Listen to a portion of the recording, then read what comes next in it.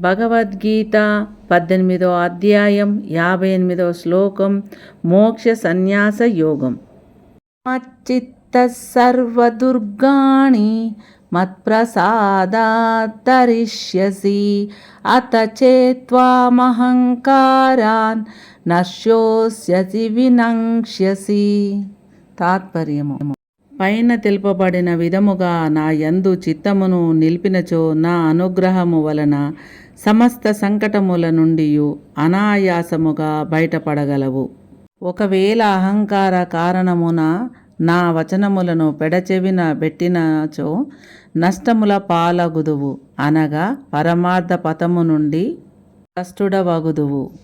చిత్త సర్వదుర్గాని మత్ప్రసాదాత్ తరిష్యసి అత చేత్వమహంకారం నశ్యోష్యసి వినక్ష్యసి.